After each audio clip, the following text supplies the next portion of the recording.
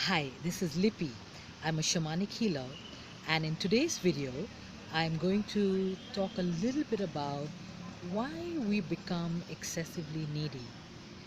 Now, being needy is not usually viewed socially as a very attractive quality, and most of us are quite embarrassed, or should I say, um, secretive when it comes to our needs.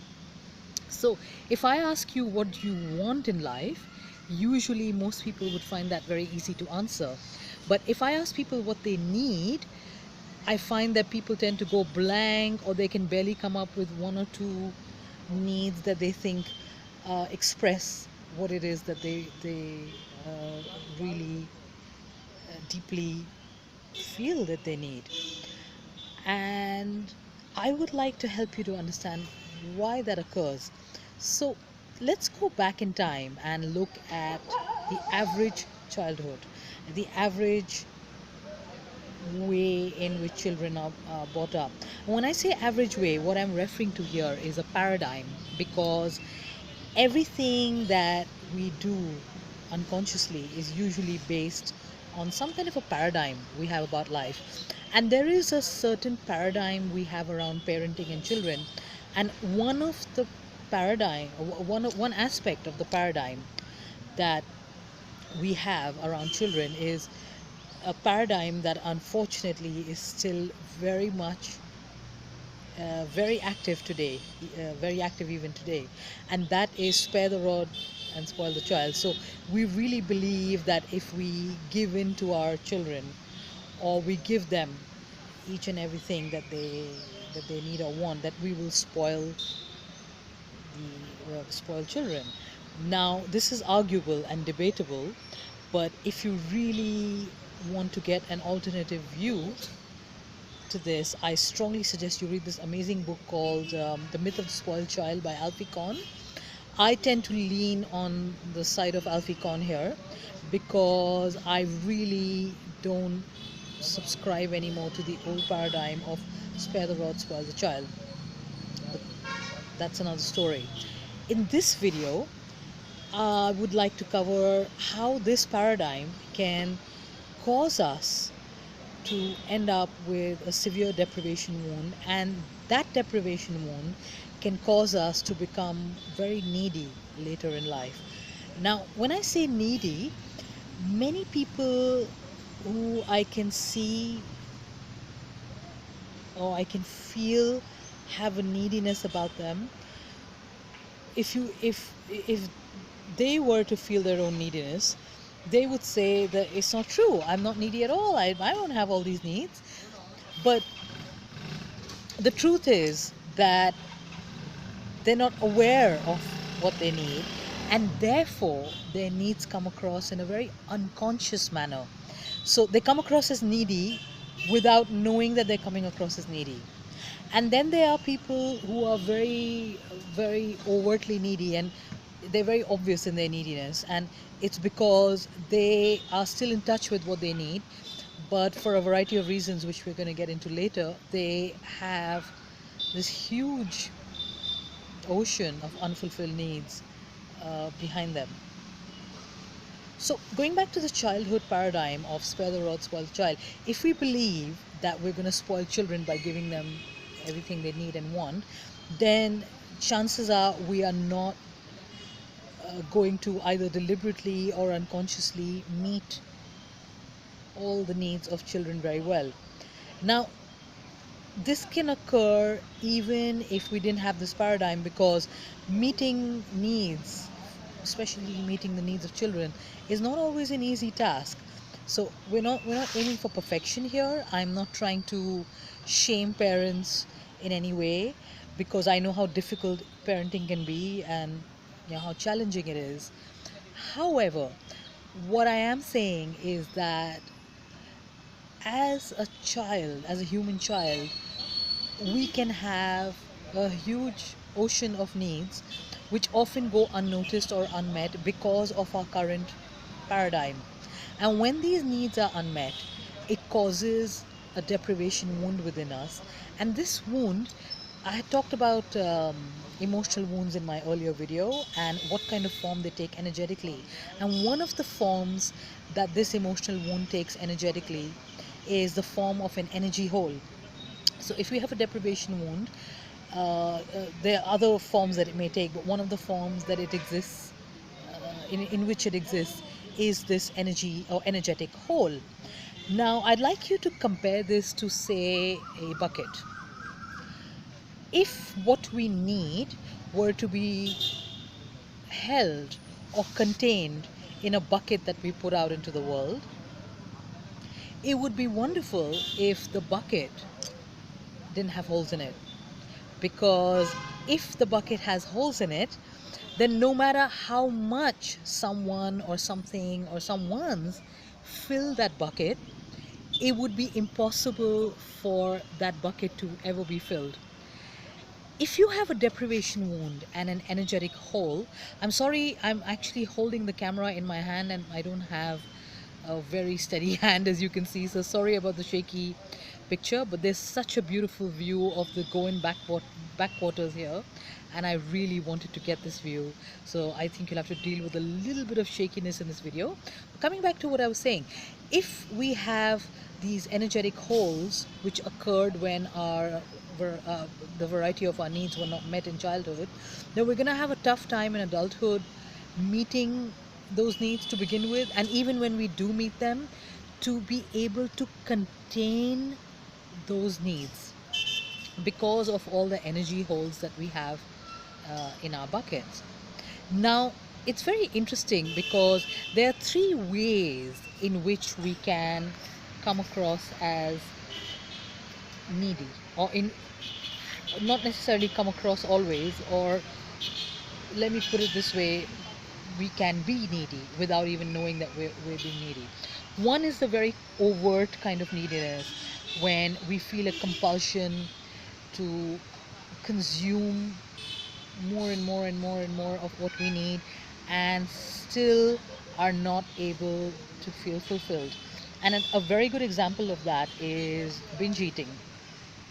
So, for whatever reasons, if you have a food hole, an energetic food hole, because your needs for nutrition were either not met properly in childhood or were thwarted in some way, you may find that later in life you just go crazy around food and you are compulsively eating and you can't stop.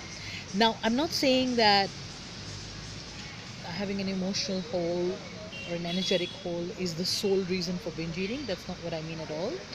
But from a shamanic point of view, and in my experience, I have definitely seen that this is one of the reasons. Another example of neediness, which is not so overt, is actually very covert, is when we lack self-care because we are not able to feel our needs any longer. So I know it sounds strange that if we can't feel our needs any longer and we're not fulfilling them, where does the neediness come from? Well, the neediness is always there. It's just hidden under layers and layers of unfulfilled and unmet needs. And it's very interesting. I observed with hunger that when I'm around, when I have easy access to food, when I'm around a kitchen, I have a proper fridge, the shops are close by, and I can easily put a meal together. Or I have lots of restaurants, the restaurants where I like the food close by. I noticed that I had more hunger. And when I was in situations where I did not have easy access to food, like I travel a lot, and sometimes I'm in places for several months. For instance, I've been in Goa now for almost 6 months, and I don't have the same kind of access to food here that I do at home, and that's because I don't have a really well-equipped kitchen. Right now it's off season in Goa, so there aren't too many restaurants open, and some of the restaurants that are open, I'm bored of them and I don't want to eat there. And I find that I always have lower levels of hunger here because simply I don't have access to food as much as I would like, or as much as my body needs. And I can see that my body actually, I don't know if it's some kind of defense mechanism, I actually feel less hungrier, and perhaps also my stomach shrinks when I'm here. Now, I can't help making a comparison to this and our emotional needs, because again, I have observed, and I was also told this in a channel message that came to me, which was that if our needs are consistently not met, one of the defense mechanisms of our psyche is we just will simply stop feeling them, because it's too painful to feel needs that cannot be met or will not be met. And if this happens over a long period of time, we find that when when we are asked what our needs are, what it is we need in that moment, or what it is that we need to be joyful or happy or live at our highest potential, we can't answer that because we just can't feel the need. And I'm going to give you an example here around money. So I have been working on my money issues for a little while, and one of the things that I was told in a channel message when I did a shamanic journey on this, was that the reason one of the reasons I didn't have more money was because I had stopped feeling my true need for money. And this is because I grew up in a home where, when I was very young, my parents were young parents and they were struggling, and they were desperately trying to make ends meet and also bring up a child and live a certain lifestyle. And they were short on the door. They were short on cash, and this energy was felt by me very strongly. Being an empath and being an empath baby and a sensitive, highly sensitive child, and children are so sensitive anyway, they feel these things. They can't verbalize them, but they feel them. And I found that whatever I needed that had a cost to it, or had a price, a material price to it, I found that after a while I just was better off not asking for it, because it would put too much pressure on my parents. And years later, I didn't realize that this then turned into me not being able to feel my true needs anymore. So if I needed to purchase XYZ, and at this point of time it was not possible to purchase XYZ, I would notice that I would walk past the store and not even look at that product, or not even look at that item anymore. I simply would go numb. My need for that item would go numb, because somewhere deep in my subconscious I wasn't convinced that I could afford this or fulfill this need. This I have seen to be true with many other needs as well.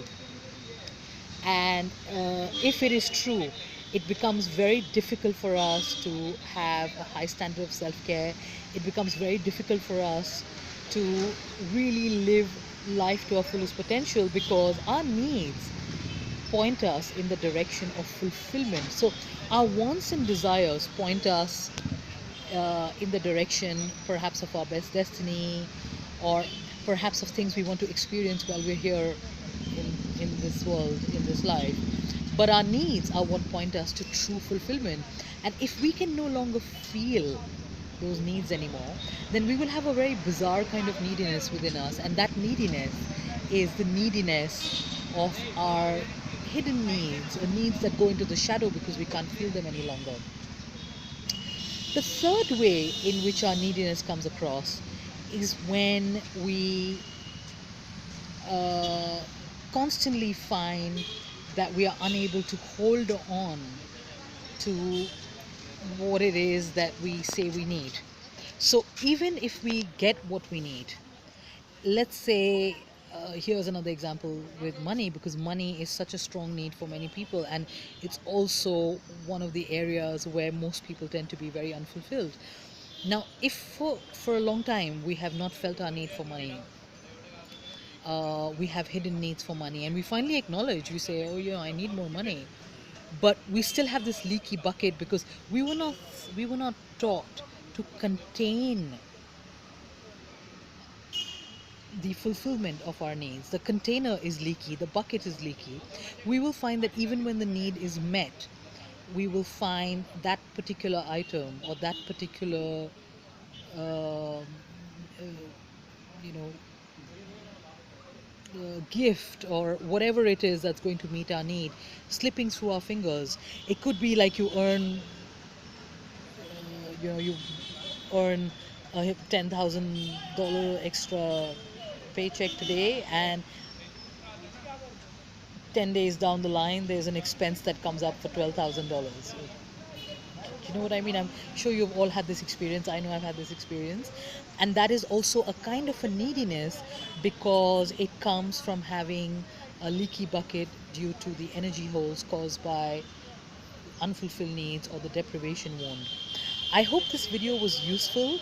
I will cover needs in more detail in a separate video where we will talk about how to get in touch with our lost needs, how to repair the leaky bucket of the energy hole of needs, and also how to go from neediness to needfulness.